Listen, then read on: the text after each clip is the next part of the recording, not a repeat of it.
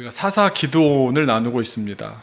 기드온이라는 한 인물이 하나님과 어떻게 관계 맺는지, 주변과 어떻게 관계 맺는지, 그리고 자기 자신과 어떻게 관계 맺는지를 살펴보면서 하나님께서 기드온을 통해 우리에게 들려주시는 말씀을 듣고 있습니다. 지난 설교에서는 기드온이 세상, 그러니까 자기를 둘러싼 주변 세계와 어떻게 관계를 맺으며 살았는가 나누었습니다. 기드온은 세상을 두려워하며 살아가고 있었습니다. 기드온은 나를 두렵게 하는 건 세상이라고 생각했지만 하나님은 그런 그 기드온의 생각과 시선을 바꾸기를 원하셨습니다.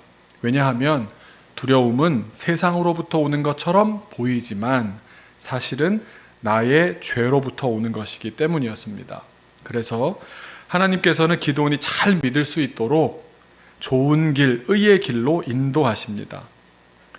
사실 내가 범죄함으로 원수를 키워버린 것이고 나의 죄로 말미암아 나의 대적이 자라났던 것인데 그 근본 원인은 돌아보지 않은 채로 원수와 대적에 짓눌려 겁에 질린 채 살아가는 형국이 되고 말았기 때문입니다. 이스라엘의 문제는 죄의 문제를 해결해야만 근본적으로 해결되는 상황이었습니다. 그러나 이스라엘이 하나님 말씀을 거역하고 가나안에 들어와 가나안과 혼합하여 섞여 살았던 그 불순종한 죄가 결국엔 미디안을 등장시키고 말았습니다. 사실 미디안은 별로 강하지도 않고 조직도 잘 갖추지 못한 사막의 유목민이었습니다. 그런 약한 미디안에게 하나님의 약속의 백성인 이스라엘이 7년이나 압제를 당하면서 산속으로 굴까지 파고 들어가서 두려움에 벌벌 떨며 지냈습니다. 다시 말씀드리지만 그것은 미디안이 강해서가 아니라 이스라엘이 범죄했기 때문이었습니다. 이스라엘의 범죄가 미디안을 키운 것이었습니다. 결국 기드온과 이스라엘 사람들은 주변 세력을 두려워하며 살아가는 겁먹은 존재가 되어버렸습니다. 그런데 그 사실은, 두려움에 찌들어 살아간다라고 하는 이 사실은 주변과의 관계도 보여주지만 하나님과의 관계가 어떠했는지도 보여줍니다. 세상은 두려워했고 하나님은 믿지 못했던 겁니다. 우리가 세상을 살다 보면 누구나 다 그럴 겁니다. 두려움을 느끼지 않고 살 수 있는 사람 아무도 없습니다. 믿는 사람이건 믿지 않는 사람이건 두려움에 빠질 만한 일을 맞닥뜨리게 되어 있습니다. 우리는 연약한데 우리가 사는 세상엔 우는 사자와 같이 우리를 집어삼키려는 세력들이 너무나 많습니다. 이럴 때 믿음으로 사는 사람들만의 특권이 있습니다. 그것은 우리에겐 하나님이 있다는 사실입니다. 하나님을 붙잡을 수 있습니다. 부르짖을 수 있습니다. 하나님이 나를 보호하신다는 확실한 믿음이 생기면서 이겨낼 수 있게 됩니다. 평안을 찾게 됩니다. 이게 공식이라면 공식인데, 아니 그렇게 믿기만 하면 되는 일 아닌가 싶은데 왜 믿음으로 사는 일은 이렇게 어렵겠습니까? 그것은 우리를 두렵게 하는 세력들은 눈에 선명하게 너무나 잘 보이는데 하나님은 잘 보이지 않기 때문입니다. 기드온의 세계관은 보이는 것에 딱 국한되어 있었습니다. 미디안은 얼마나 잘 보였는지 모릅니다.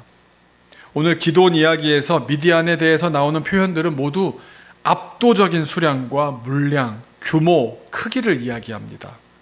기드온과 이스라엘 사람들은 그 엄청난 물량 공세에 완전히 기가 죽어버린 겁니다.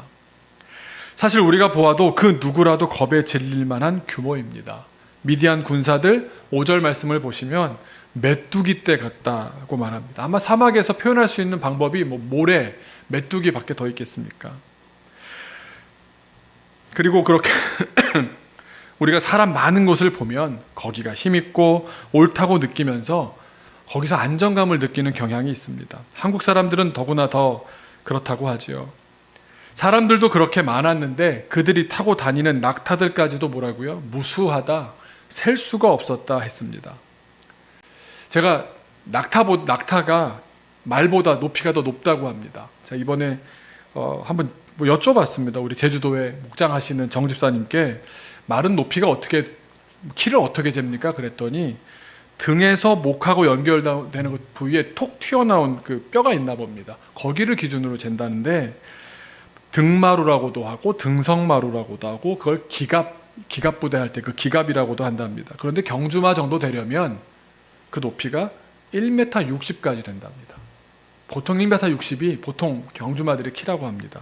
근데 거기에 올라서서 사람이 앉은 키를 더하니까 시선을 처리한다면 2m가 훨씬 넘는 곳에 올라가서 이렇게 보게 되는데 낙타는 그것보다 더 높다는 겁니다.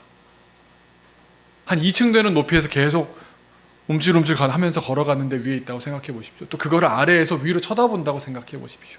그런 낙타가 무수히 많다고 생각해 보십시오. 그 위험은 대단했을 겁니다. 그러니까 기드온과 이스라엘 사람들의 시야를 미디안이 가득 채우고 있었던 겁니다.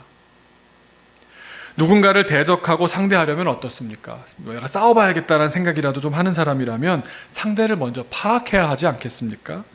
뭐 대적의 규모가 어떠한지, 낙타는 몇 마리고, 적들의 군사의 규모는 몇 명이나 되는지를 알아봐야 됐을 텐데 전혀 파악도 못하고 상대하는 건 꿈도 못 꾸고 있습니다.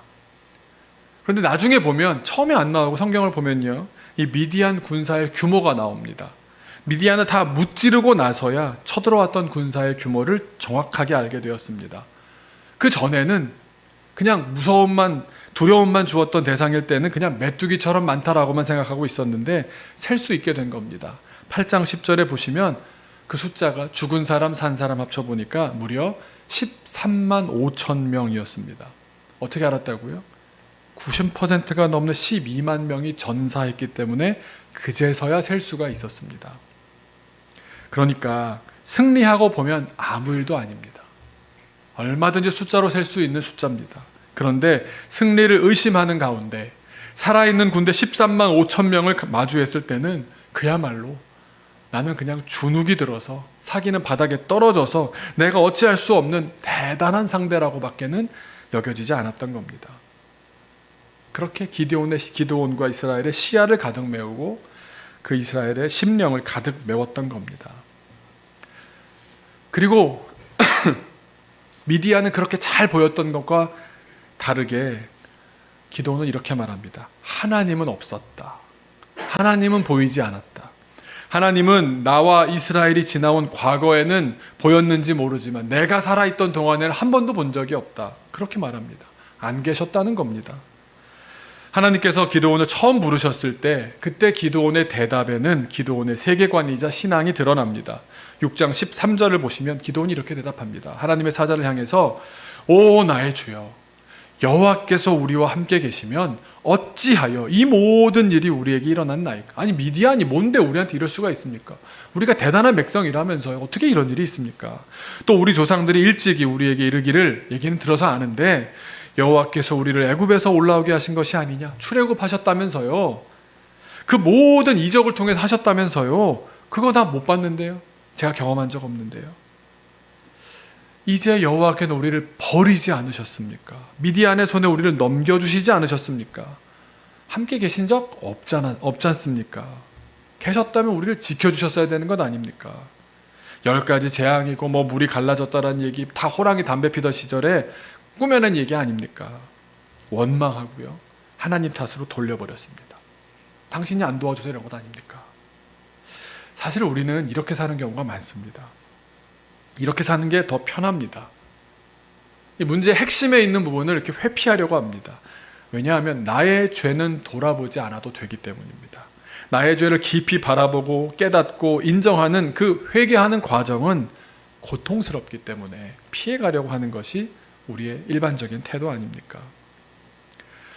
과거에도 그렇게 안 돌봐주셨는데 안 지켜주셨는데 지금 나보고 어떻게 믿으라는 겁니까? 이게 지금 기드온의 태도였습니다. 그리고 하나님께서 앞으로 너와 이런 일을 하시겠다라는 말도 아니 과거에도 도와주신 적 없고 함께 계신 적 없고 지금도 못 믿겠는데 앞으로를 어떻게 믿습니까? 하나님 앞에서 하나님과 더불어 걸으며 하나님의 무수한 기적과 은혜를 경험하고 여기까지 온 이스라엘이 어떻게 이렇게 말할 수 있습니까? 고집불통이고 억울해만 하는 이기적인 중학교 2학년 학생 같습니다. 강자를 놓으면서 이렇게 얘기하는 겁니다. 내 눈으로 본 적 없습니다. 그러면서 뭐라고 얘기하는 겁니까? 그렇게 나를 미래에 쓰시려고 한다면 나를 믿을 수 있도록 좀 해봐 주십시오. 이렇게 얘기하는 겁니다. 그래서 6장 37절을 보면 기드온은 마른 땅바닥에, 타작을 하는 마당이니까 물기가 없어야 되지 않겠습니까? 거기다가 양털을 이렇게 뭉쳐놓고는 제가 이 양털을 마른 땅바닥에 놓을 테니까 다음날 아침에 양털 뭉치만 젖어 있게 해주십시오. 하나님께서 그대로 해주십니다. 여기만 해도 대단한 일인데 그 다음날 또 다른 걸 부탁합니다. 39절을 보시면 그 반대로도 해주십시오. 이번엔 양털만 말라있고 땅바닥은 다 젖어 있게 해주십시오.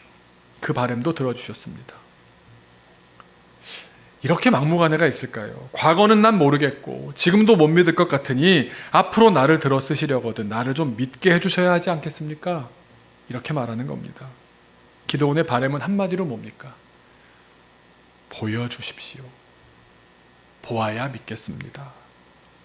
이 눈에 아무 증거라도 좀 보여주십시오. 그래야 내가 앞으로도 그걸 믿고 하라시는 일도 하고 사명도 감당하지 않겠습니까? 일을 시키려면 좀 그 정도는 해주셔야 하지 않습니까? 이런 태도였습니다. 증거를 요구하고 담보를 잡으려는 속셈을 혹 사람 사이에서는 워낙 배신도 많이 하니까 그래야 되는 것이 맞는지 모르겠으나 하나님을 향하여 그렇게 대하고 있는 겁니다. 우리가 하나님을 대할 때 어떤 마음으로 대하십니까? 한번 내가 지금 하나님에 대해서 어떤 마음인지를 한번 돌아봤으면 좋겠습니다. 내가 살아온 인생 가운데 하나님이 함께하지 않으셨다? 지금도 함께하시는 것 같지 않다? 그러니 앞으로도 뭐 도우시는 것 같다가도 발뺌하시고 그러실 것 같아서 차마 못 믿어드리겠습니까? 그 이유를 성경은 다르게 이야기합니다. 죄라고 말씀하십니다. 죄가 이렇게 무서운 겁니다. 한 번 불순종한 죄가 이스라엘의 눈을 가려버린 겁니다. 가나안에 들어가서 그들을 몰아내라고 말씀하신 그 말씀을 순종하지 않았으면서 어쩔 수 없었다고, 이 가나안 정착민들이 이 땅에서 살아온 노하우가 얼마나 요긴하겠느냐고, 저들도 어디 가서 다 또 살 텐데 어차피 그럴 거라면 우리를 위해서 일하게 하면 윈윈 아니겠냐고 수많은 말들로 자신들의 불순종을 합리화했을 겁니다. 그런데 결국 자가당착이 되어버렸습니다. 그 중심에 말은 맞는 것 같고 꽤나 합리적인 것 같은데 하나님만 쏙 뺀 겁니다. 그 결과 자기 스스로는 내가 하나님을 거부한 적 없다, 내가 하나님을 안 믿은 적 없다, 불순종한 적 없다, 내가 약간 좀 타협했을 뿐이다, 그렇게 생각하고 또 말하겠지만 그러는 사이에 결정적인 문제가 벌어집니다. 하나님과의 관계가 믿음에서 불신과 의심으로 추락해버리고 만 것입니다. 죄는 우리가 죄를 지었다고 해서 바로 어떤 결과로 드러나지 않습니다. 관계를 먼저 깹니다. 여러분, 어떤 사람하고 멀어질 때 보십시오. 바로 싸워서 헤어지는 경우도 있지만 오랜 시간을 두고 소원해지고 멀어지고 하다가 서먹서먹해지다가 다시 만나면 어떻게 해야 되지? 관계는 그렇게 멀어지지 않습니까? 하나님과의 관계도 그런 경우가 많습니다. 그러나 우리가 냉정하게 알아야 될 것은 다른 누구의 죄도 아닙니다. 바로 이스라엘이 불순종했던 죄 때문이었습니다. 오늘 불렀던 찬양, 마지막 찬양, 시작하기가 좀 어려웠지만, 저는 지난 주간에 어뮤님 선생님 댁에 그 이사 신방을 갔다가 이 찬양을 먼저 골라 놓으셨더라고요. 처음 들었는데요. 찬양을 가사를 딱 듣는데 어쩜 그렇게 기도원 이야기인지, 또 어쩜 그렇게 저의 이야기였는지 깜짝 놀랐습니다. 가사가 이렇습니다. 아까 우리가 처음 부르는 찬양이라 저만 처음이었는지 모르지만 좀 가사를 다 음미하기가 어려웠는지 모르겠는데요. 가사가 이렇습니다. 주님, 제 마음이 너무 둔해서 주님을 볼 수 없습니다. 우리가 민감하지 않죠. 하나님과의 관계에. 이 땅에 속하여 이 땅만 보다가 가나안에 들어갔는데요. 이 땅이 너무 비옥합니다. 우리가 그냥 유목민으로 살 때랑 다릅니다. 만나 매출하기만이 아니라 이제 내가 경작해서 살아야 되는데 이 땅에 속하고 보니까 이거 잘해야겠다는 생각도 들고 욕심도 좀 나고요. 여기 맞는 작물이 무엇일지, 여기는 어떤 노하우를 가지고 경작을 해야 될지 이 땅만 보다가 주님 손을 놓쳤습니다. 나는 나그네로 왔는데 하나님께서 책임져 주시면서 짧은 시간, 이 땅에 사는 시간 허락하신 그런 삶일 뿐인데 나는 여기에 주저앉을 것처럼 살고 있는 것 아닙니까? 여기가 전부인 것 마냥 난 여기서 정착하고 여기 사람이고 이 땅에 속했다라는 그 정체성으로 내가 뭔가 어느 과정인지 모르지만 이렇게 바뀌어버린 것 아닙니까? 왜 주저앉고 말았습니까? 나는 청지기인데 주신 것들 잘 간수하고 뭐 자녀도 기업도 잘 간수하고 잘 관리하고 잘 하나님을 위해서 쓰임받도록 해야 되는 청지기인데 지금 돌아보니 나는 내 삶의 주인처럼 행세하고 있는 것을 발견했습니다. 믿음이 없이는 결과적으로 내 계획, 이 땅에서의 나의 어떤 많은 계산들 그걸로 사는 것으로 살 수 있을 것 같지만 결국은 믿음이 없이는 궁극적으로는 기쁘시게 할 수 없는데 그제서야 깨닫게 되는 것은 나의 고된 수고도 이 땅에서 잘 살아보겠다고 하는 모든 수고가 하나님과 관계없다면, 하나님과 이어주는 그 믿음이 없다면 다 헛될 뿐인데, 믿음이 없으면 결국 무너진 삶의 자리만 확인할 뿐인데, 주님 다시 찬양합니다. 다시 주님을 기다립니다. 다시 회복하게, 주님과의 관계가 회복되기를 소망합니다. 그 찬양 아닙니까? 하나님께서는 응답하십니다. 하나님은 전혀 다른 응답을 내어놓으십니다. 줄이라고 말씀하십니다.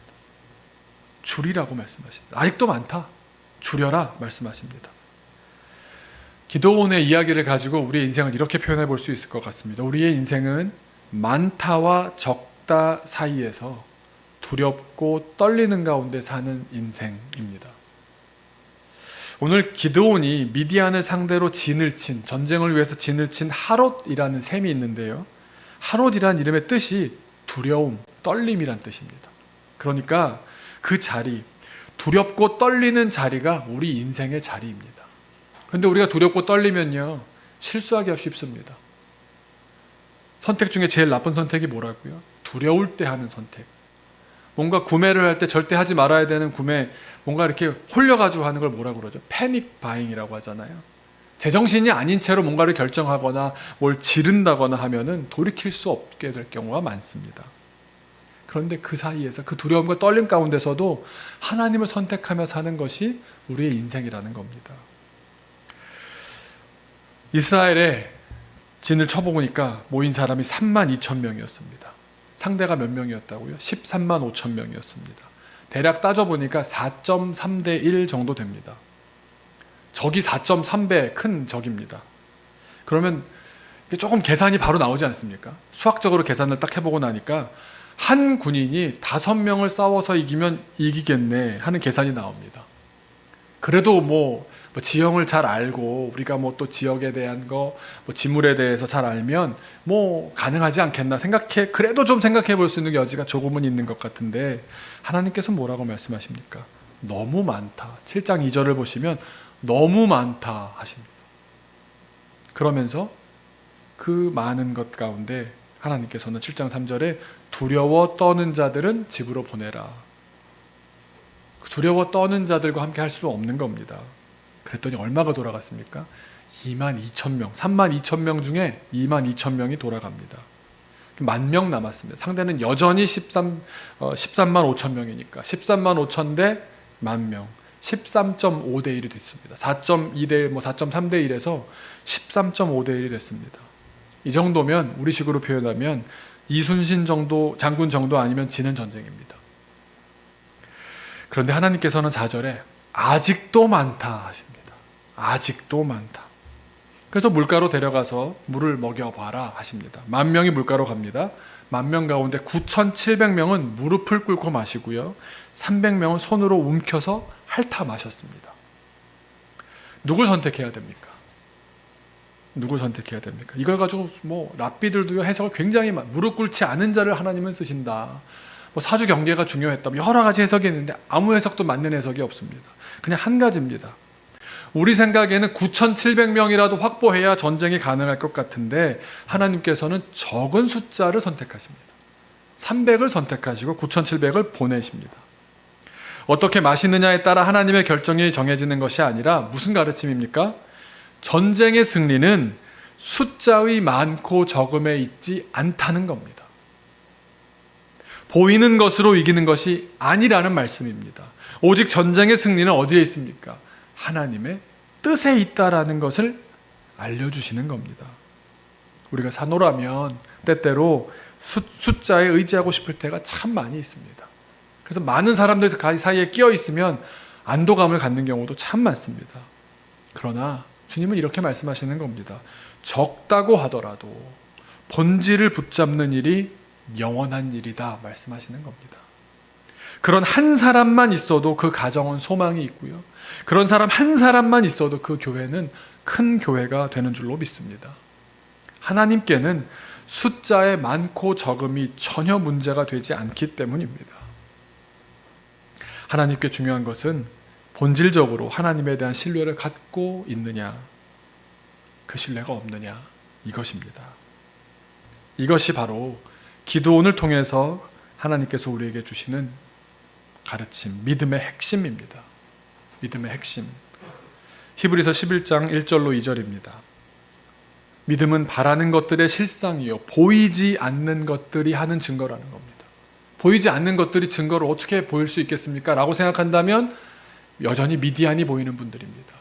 보이지 않는데 분명히 있던데, 보이지 않는 걸 붙잡고 살았더니 이렇게 엄청난 일을 하시던데, 내가 아는 목사님, 우리의 선배들, 나에게 믿음을 전해주었던 그 선배, 그 부모님, 그 믿음의 그분, 교회에서 만난 그분이 아무것도 없는 그 믿음이라는 걸 붙잡고 살았는데 그게 증거로 삶으로 남던데, 그래서 2절에 뭐라고 합니까? 선진들이 이로써, 우리 믿음의 선배들은 그렇게 증거를, 보이지 않는 것을 붙잡으며 증거를 얻었다는 겁니다. 믿음은 보이지 않는 것이 보이는 것보다 오히려 실체로구나 깨달아가는 길이고, 보이지 않는 것을 믿게 되는 과정입니다. 그래서 믿음 생활을 오래도록 하신 분들의 삶에서는 물질에 갇혀서 살았던 분들과의 삶과는 전혀 다른 향기가, 영향력이 드러나는 것 아닙니까? 그리스도의 향기는 그렇게 뿜어져 나오는 겁니다. 또 고린도후서 4장 18절은 이렇게 말씀합니다. 우리가 주목하는 것은 보이는 것이 아니요 보이지 않는 것이니, 보이는 것은 잠깐이요 보이는 것은 영원함이라. 영원을 꿈꾸며 살아가는 우리들이 주목해야 할 것, 보이는 것이 아닌 겁니다. 보이지 않는 것을 붙잡고 살라고 권면하시는 겁니다. 무엇을 주목하며 사십니까? 여러분의 눈을 가득 채운 것이 지금 무엇입니까? 미디안입니까? 하나님입니까? 여기서 갈리는 겁니다. 죄를 지을 때 첫 단계가 뭔지 아시죠? 보암직도 하거든요. 그 눈에 무엇이 가득한지가 중요하거든요. 내 시야에 눈에 보이는 물질들로만 가득 채운다면 주님 만나기 굉장히 어렵습니다. 물질에 대해서는 청지기인데, 나그네인데 나누며 사는 거지, 왜냐하면 물질이 본질이 아니라면 그렇게 살 수 있지 않습니까? 그런데 보이지 않는 것이 본질이라면 우리가 왜 그렇게 움켜주려고 하고, 그렇게 이거 아니면 죽겠다라고 하며 삽니까? 우리가 무엇을 주목하는지에 따라, 무엇에 눈을 두는지에 따라, 무엇으로 우리의 눈과 심령을 가득 채우는지에 따라 인생은 달라지는 것 아닙니까? 그렇기 때문에 우리에게 필요한 덕목이 무엇입니까? 로마서 8장 25절입니다. 같이 한번 읽어볼까요? 앞에 보시면서요. 시작. 만일 우리가 보지 못하는 것을 바라면 참음으로 기다릴지니라. 믿음에서 가장 중요한 덕목이 바로 오래 참음입니다. 오래 참음. 왜냐하면 눈에 바로 보여지는 결과로 드러나지 않기 때문입니다. 보이지 않는 것이 보여지는 데는 굉장한 과정이 필요합니다. 어떤 사람의 삶으로 드러나게 될 때에는 시간이 얼마나 오래 걸리겠습니까?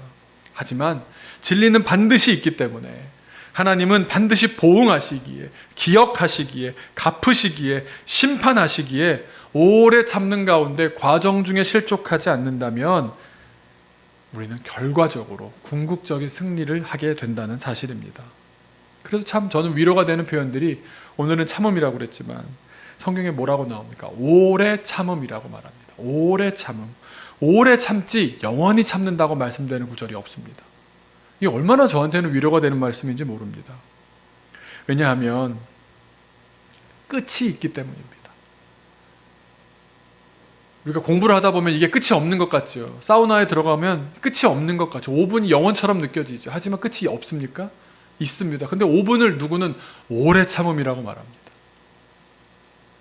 상대적인 시간이죠. 나의 시간에, 내 생각이 굉장히 오래된 시간인데 하나님께서는 그 시간을 채워야 그 사람이 다른 준비가 되기 때문에 오래도록 참으라고 위로하는 표현으로 하실 말씀 아니겠습니까? 오래 참다 보면 나의 정한 때에 너의 기쁨이 이르리라. 하나님께서는 우리가 오래 참는 가운데 주님의 시간에 반드시 기억하셨다가 보응하시고 심판하실 줄로 믿습니다. 그래서 믿는 자들에게는 심판은 구원의 소식입니다. 믿지 않는 자들에게는 심판은 멸망의 소식입니다. 그 마지막 순간까지 우리가 어떻게 살아났느냐를 주님은 보고 계시기 때문입니다. 이번에 아버지 제자 목사님들을 많이 만나 뵈었는데 아버지 이야기를 많이 나누게 되는 가운데 한결같이 하시는 말씀들이 있었습니다. 아버지가 제일 그 제자 목사님들에게 전하면서 하셨던 말씀, 제일 많이 인용하셨던 말씀이 바로 무슨 일을 하듯 죽게 하라, 죽게 하듯 하라, 무슨 일을 하든지 간에 죽게 하듯 하라, 그 말씀을 그렇게 많이 강조하셨다는 겁니다. 그 말은 역으로 얘기하면 본인이 무슨 일을 한다고 할 때 이 일도 주님께 하듯이 해야지 하셨던 겁니다. 한번 생각해 보십시오. 어떻게 누가 보지도 않는데 죽게 하듯 굳이 그렇게까지 할 필요가 있겠습니까? 결과 이유는 하나입니다. 주님은 보시지 않습니까? 주님은 보시지 않습니까? 주님만 아시면 되지 않습니까? 그 믿음까지 이루어 가기를 소망합니다. 제가 독일에서 이렇게 믿는 사람들과 대화를 하다 보면요, 아주 참 믿는 사람들 만나면 사람들이 참 선해요. 이렇게 맑고요. 애기 같은 분들이 참 많아요. 장로님들끼리 모였는데도 너무 선하고 아주 애기 같은 분들이 많은데 자기들끼리 이렇게 회의를 하잖아요. 당회를 하잖아요. 그러면 그러시는 겁니다. 갑자기 푸스, 독일말로 조용히 쉬, 이게 푸스거든요. 푸스. 하나님이 보고 계셔. 그 말이 뭐 회의를 하면 서너 번씩은 나옵니다. 아, 맞아. 푸스. 하나님이 보고 계셔. 우리 양심에 거리끼면서 하면 안 되잖아. 하나님의 법을 지키며 살아야지. 서로 확인하는 겁니다.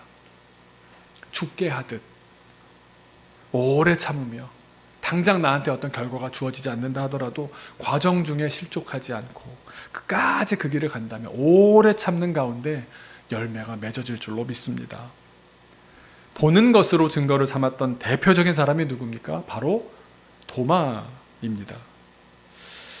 만져야 믿겠다. 자기만 없는 자리에서 예수님을 만나고 나니까 그 도마가 없는 자리에서 만났던 제자들이 나 예수님 만났어. 예수님 다시 부활하셨어. 못 믿겠어. 나 만져야겠어. 여러분, 이건 나쁜 신앙이 아닙니다.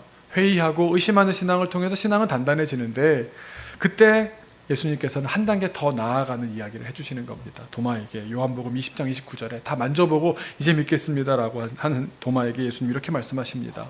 20장 29절에 예수께서 이르시되 너는 나를 본고로 믿느냐? 나를 보았으니까 믿었지? 보지 못하고 믿는 자들은 복되도다 하시니라. 보았기 때문에 믿는 것 인지상정입니다. 보았는데도 안 믿는 사람은 어떻게 할 방법 잘 모르겠습니다. 속이 꼬여있는 사람 아닐까요? 우리는 연약하기 때문에 하나님께서는 친절하게 우리에게 보여주시면서 알려주십니다. 참 기적적인 일들을 많이 겪으면서 여기까지 오지 않으셨습니까? 어떻게 우리가 이렇게 신앙생활을 할 수 있습니까? 돌아보면 은혜 아닌 것이 없습니다. 그렇게 우리가 보여주셔서 첫 신앙을 갖게도 되었고 어떻게 그 사람을 그렇게 만났는지 그런 사람을 통해서 우리가 또 위기를 모면하기도 했고요. 그렇게 우리는 보는 것을 통해서 믿음을 강화시켜 왔던 것이 사실입니다. 그런데 보는 것에만 국한되어서는 안 된다는 겁니다. 보여주시지 않는다면 이것은 하나님의 뜻이 아닌 줄 알겠습니다. 이건 신앙이 아닌 겁니다. 보이지 않는 영의 세계를 믿는데 결국 실패하게 된다면 보이는 것만 가지고 믿는다라고 하는 그 신앙은 결국 어린이 신앙에 머물러지게 될 것입니다. 소망하건대 기드온은 보여주셔서 믿었습니다. 보여주셔서 전쟁했습니다. 그랬더니 결과적으로 다음 시간에 더 얘기하겠지만 계속해서 보여지는 것을 요구하게 되고 보여지는 것을 통해서 자기의 영적인 안정감을 취하려고 합니다. 그래서 어떻게 합니까? 전쟁에서 대승을 거뒀습니다. 300명으로 430대 1, 아까 뭐 몇 대 1이라 4.3대 1, 13.5대 1이었던 나중에는 430대 1까지 갔거든요. 숫자를 줄여라 300명으로 줄였습니다. 상대는 계속 한 번도 어김없이 13만 5천이었습니다. 430배 되는 적을 이겼습니다. 이겼을 때 기드온의 첫 명령이 무엇입니까? 그 미디안 사람들이 초승달 모양으로 만들어 가서 다들 지니고 있는 그 금 귀고리 가지고 와. 다 나한테 가지고 와. 그걸 다 모아서 뭘 만드는지 아십니까? 금 에봇을 만듭니다. 이게 일종의 뭐 조끼 같은 건데요. 제사장이 입는 옷이거든요. 그걸 금으로 만들 이유가 전혀 없는데 금으로 옷을 만듭니다. 그 자기 고향집에 다 둡니다. 그게 평생 그의 집에 올무가 되었다라고 성경은 말씀하십니다. 보여지는 것을 통해서 자기의 권위를 확인하고 싶고 나의 승리를 되새김질하고 싶고 그것이 자기 인생의 전부였던 겁니다. 주님께서 보여주십니다. 여러분의 인생 가운데, 우리 인생 가운데 계속 보여주실 겁니다. 그런데 보여주시지 않는다면 하나님이 반대하시는 줄 알겠습니다. 보여주시지 않는 하나님은 안 계시는 겁니다. 이건 아니라는 겁니다. 우리가 보여주심을 강권할 수 없습니다. 주님 보여주시면 참 감사하겠습니다. 하지만 보여주시지 않는다고 해도 주님께서 이제까지 함께해 주셨사오니 앞으로도 인도해 주실 것을 믿습니다. 그 보이지 않는 시간을 살아내는 가운데 주님께서 너무 힘들면 손 내밀어 주시고요. 알려주시고요. 경험하게 하시고요. 다른 사람을 통해서 들려주십니다. 그렇게 안개 같은 시간들을 살아가는 가운데 멀리서 돌아보면 우리 지난번 첫 시간에 사사기 얘기하면서 나눴던 것처럼 뭔가 이렇게 상승 곡선이 뭐 어려움이 있습니다만 다시 또 상승할 수 있고 올라가면서 전체적으로 삶의 기울기가 플러스인 인생을 살게 되는 줄로 믿습니다. 우리 다 같이 하나님께서 보여주실 것을 믿으십시다. 그러나 주님 보여주시지 않을 때에도 주님 앞에 실족하지 않고 잘 달려가겠습니다. 보이는 것에 국한되지 않겠습니다. 우리 그렇게 다짐했으면 좋겠습니다. 우리 아까 불렀던 찬양 한번 다시 했으면 좋겠는데요. 첫 찬양이라 우리 좀 같이 도와주셨으면 좋겠습니다. 믿음이 없이는. 함께 한 번 더 찬양하면서 말씀 마무리하려고 합니다.